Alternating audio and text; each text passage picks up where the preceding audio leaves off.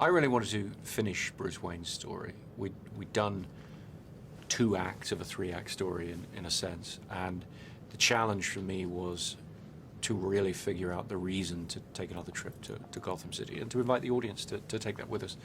Once we'd really figured out where our story went, where it wound up, what Bruce's conclusion is in a sense, then it became something I had to do and really wanted to show to the world. And that's what we've done, and that's where we are.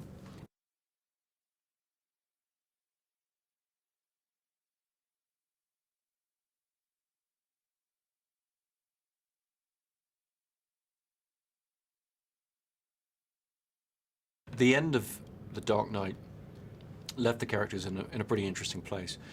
I felt very strongly we're trying to make one unified story here, so it's not another, episode and not another Batman episode, if you like. For me, that meant really trying to be true to where the characters were left. And Bruce Wayne, as Batman, has made a rather large sacrifice at the end of The Dark Knight. For that to mean something, he really has to have succeeded, in a sense, in his mission. He has to have a Gotham that, at least superficially, doesn't need Batman anymore.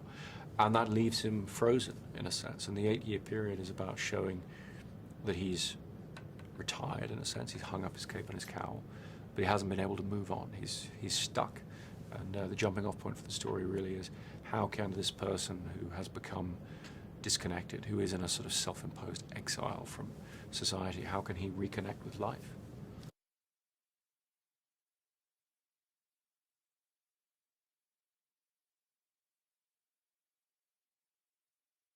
We'd had a great experience shooting in IMAX on The Dark Knight, and we wanted to expand that on The Dark Knight Rises and shoot more of the film that way, and we have. We've shot almost half of the film using those cameras.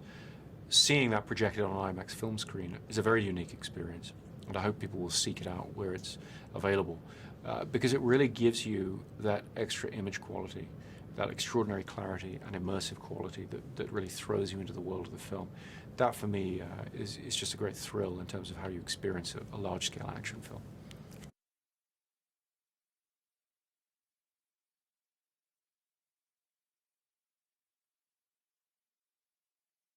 Well, there are a couple of people in the film, Marion Cotillard and Joseph Gordon-Levitt, who I'd worked with in Inception, who I really wanted to work with again because they're just incredible talents.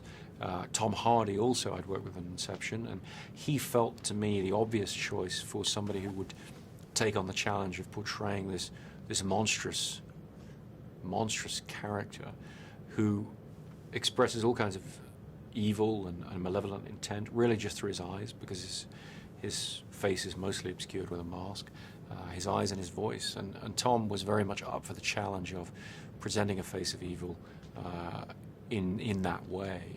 And I think what he's done is going to be very threatening to audiences in a way they're not used to seeing.